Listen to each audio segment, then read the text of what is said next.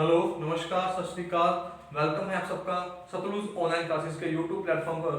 तो EDT second paper की preparation हम कर रहे हैं, जिसके अंदर साइंस का हमने टॉपिक जो है हम कर रहे हैं कंट्रोल एंड कोऑर्डिनेशन का, जिसकी जो है आज थर्ड क्लास है। इससे पहले हमने जो है इसके बारे में स्टडी कर लिया, तो आज की क्लास के अंदर जो है हमारा ये टॉपिक जो है वो कंप्लीट हो जाएगा और कल हम इसके जो इंपॉर्टेंट एमसीक्यू क्वेश्चन है उसको जो है कंटिन्यू करेंगे, उनको हम स्टडी करेंगे। उसके बाद हम जो है नया चैप्टर स्टडी करेंगे। तो जिसने भी अभी तक हमारे चैनल को सब्सक्राइब नहीं किया तो सतलुज ऑनलाइन क्लासेस को आप लोग सब्सक्राइब कर लीजिए और बेल आइकन दबा लीजिए, ताकि आने वाली हर एक क्लास का नोटिफिकेशन आपको मिल सके। तो चलिए स्टार्ट करते हैं चैप्टर को, कंट्रोल एंड कोऑर्डिनेशन। तो कल हमने तो स्टडी किया था सीएनएस यानी कि सेंट्रल नर्वस सिस्टम। इसके अंदर जो है हमने सेंट्रल नर्वस सिस्टम को स्टडी किया था। तो पहले हमने जो पढ़ा उसको थोड़ा रिवाइज कर लेंगे, उसके बाद हम जो है आगे बढ़ेंगे। तो सीएनएस के अंदर जो है हमने दो टॉपिक्स को पढ़ा था। कौन कौन से? पहला हमने स्टडी किया था ब्रेन को, किसको? ब्रेन को, यानी कि हमारे मस्तिष्क को। उसके बाद हमने स्टडी किया स्पाइनल कॉर्ड को। किसको जी? Spinal cord. ठीक है। तो ब्रेन के अंदर हमने देखा था, एक फ्लो चार्ट बनाया था ब्रेन का, जिसके अंदर जो है ब्रेन के तीन हिस्से थे। कौन कौन से? पहला था फोर ब्रेन, दूसरा था मिड ब्रेन और तीसरा था हिंड ब्रेन। ठीक है। और फोर ब्रेन के आगे दो हिस्से थे, पहला था सेरेब्रम और दूसरा डाइंसेफेलॉन। और डाइंसेफेलॉन के आगे दो ग्लैंड्स थी जी, पहली थी हाइपोथैलेमस और दूसरी थैलेमस। ठीक है। और मिड ब्रेन की बात करें तो मिड ब्रेन के आगे कोई भी सब पार्ट्स नहीं थे, लेकिन हिंड ब्रेन जो है इसके आगे तीन हिस्से थे, तीन पार्ट्स थे। पहला था हमारा सेरेबेलम, दूसरा था पोन्स और तीसरा मेडुला ऑब्लंगेटा। ठीक है। तो इसके बाद हमने स्टडी किया स्पाइनल कॉर्ड को डिटेल के अंदर। तो ये हमने जो है पिछली दो क्लासेस के अंदर जो है इसको डिटेल के अंदर पढ़ा। अगर आपके एग्जाम में इस चैप्टर से क्वेश्चन बनता है तो आपके जो है ब्रेन वाला पोर्शन और स्पाइनल कॉर्ड वाला पोर्शन जो है इसी से क्वेश्चन बन जाएगा। ठीक है। लेकिन फिर भी इसके अंदर जो है दो टॉपिक्स और हैं, वो है पीएनएस। कौन सा? पीएनएस और एएनएस। इनको भी हम जो है स्टडी कर लेंगे। कोई बहुत ज्यादा डिटेल के अंदर ये नहीं है, जितने भी पॉइंट हैं इनके 5-5, 4-4 उनको हम स्टडी कर लेंगे, ताकि एग्जाम में अगर बाई चांस इनसे क्वेश्चन बने तो वो हमारा ना रहे और उसको हम जो है इजीली सोल्व कर पाए। ठीक है जी। तो कोई भी कंफ्यूजन हो या डाउट हो तो आप लोग कमेंट कर सकते हैं, और साथ ही साथ क्लास को लाइक कर दीजिए, कमेंट कर दीजिए और ज्यादा से ज्यादा शेयर कर दीजिए। तो हम जो पढ़ने जा रहे हैं आज वो है पीएनएस। क्या है पीएनएस? यानी कि इसकी फुल फॉर्म होती है peripheral nervous system. Peripheral nervous system यानी कि परिधीय तंत्रिका तंत्र। ठीक है जी। जो पेरिफेरल है इसे बोलते हैं परिधीय। नर्वस का मतलब जो होता है हमारा तंत्रिका, और सिस्टम का मतलब तंत्र। परिधीय तंत्रिका तंत्र हमारा पेरिफेरल नर्वस सिस्टम। इसका क्या फंक्शन है? क्या फंक्शन है इसका? तो इसका फंक्शन है जी सीएनएस को, जो हमारा सेंट्रल नर्वस सिस्टम है, सीएनएस को पूरी की पूरी बॉडी के साथ कनेक्ट करके रखना। क्या करके रखना?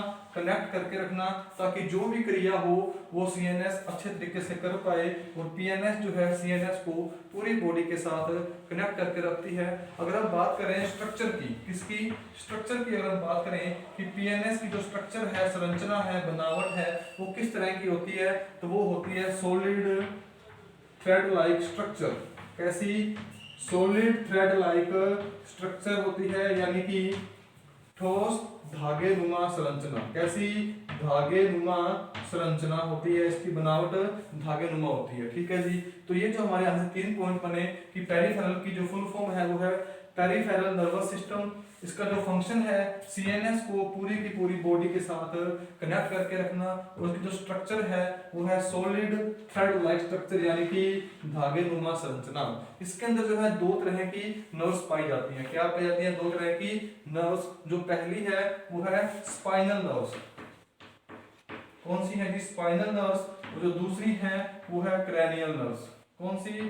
Cranial nerves. क्रैनियल नर्व्स को हम बोलते हैं कपाल तंत्रिकाएं, और ये हैं स्पाइनल नर्व्स। जो स्पाइनल नर्व्स हैं ये पाई जाती हैं 31 पेयर। कितनी? 31 पेयर। और टोटल की बात करें तो टोटल 62, 31 पेयर जो है हमारे पीएनएस के अंदर स्पाइनल नर्व्स पाई जाती हैं। और जो क्रैनियल नर्व्स हैं ये पाई जाती हैं 12 पेयर, यानी कि 12 पेयर। टोटल की बात करें तो 24। ठीक है। तो स्पाइनल नर्व्स कितनी जोड़ी? 31 जोड़ी। और जो क्रैनियल नर्व्स है यानी कि कपाल तंत्रिकाएं वो कितनी है जी? 12 पेयर पाई जाती हैं। तो ये जो डाटा है हमारा पीएनएस के बारे में है, जो इंफॉर्मेशन है, जो स्टडी है कि पीएनएस के बारे में अगर यहाँ से क्वेश्चन बनेगा तो इतने ही पॉइंट जो है हमारे इंपॉर्टेंट है। तो आगे बढ़ते हैं हम किसकी ओर, एएनएस की ओर। ठीक है, जो हमारा इस चैप्टर का लास्ट टॉपिक है एएनएस यानी कि ऑटोनोमस नर्वस सिस्टम। इसके बाद हमारे ये चैप्टर कंप्लीट होता है। उसके बाद हम कल पढ़ेंगे इसके जितने भी एमसीक्यू क्वेश्चन है, मल्टीपल चॉइस क्वेश्चन जो कि आपके एग्जाम में आते हैं, उनको हम स्टडी करेंगे। कोई भी कंफ्यूजन हो तो आप लोग कमेंट कर सकते हैं।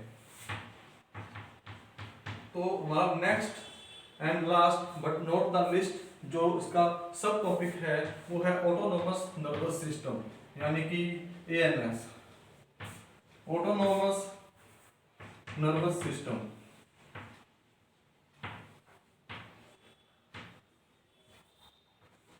ऑटोनोमस नर्वस सिस्टम जिसे हिंदी में बोलते हैं स्वायत्त तंत्रिका तंत्र। क्या बोलते हैं, स्वायत्त तंत्रिका तंत्र। ठीक है, तो ये कैसा होता है, ये होता है सेल्फ कंट्रोल्ड सिस्टम।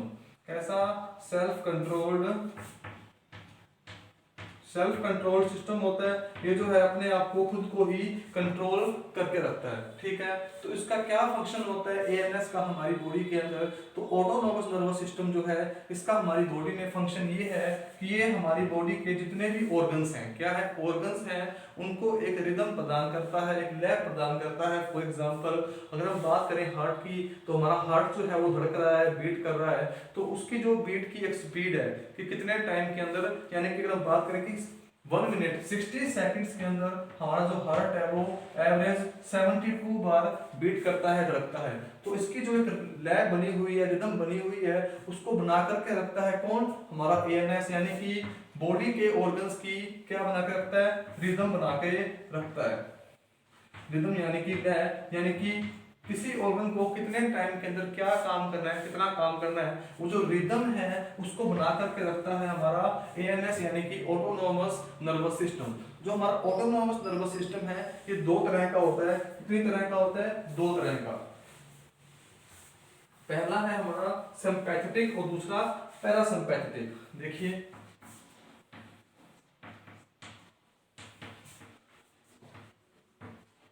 पहला है सिंपैथेटिक और दूसरा है पैरासिम्पैथेटिक। पहले हम इसकी बात करेंगे सिंपैथेटिक, जिसे बोलते हैं अनुकंपी।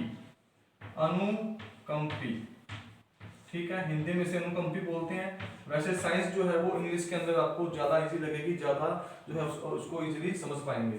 जो सिंपैथेटिक सिस्टम होता है, क्या होता है, जो सिंपैथेटिक सिस्टम होता है इसे हम बोलते हैं अनुकंपी। और जो इसका क्या काम है, इसका काम है जी बॉडी के ऑर्गन्स की जो एक स्पीड है, क्या है, बॉडी के ऑर्गन्स की जो एक क्रिया करने की जो स्पीड है, कार्य करने की जो स्पीड है, उसको बढ़ा देना। क्या है, उसको बढ़ा देना।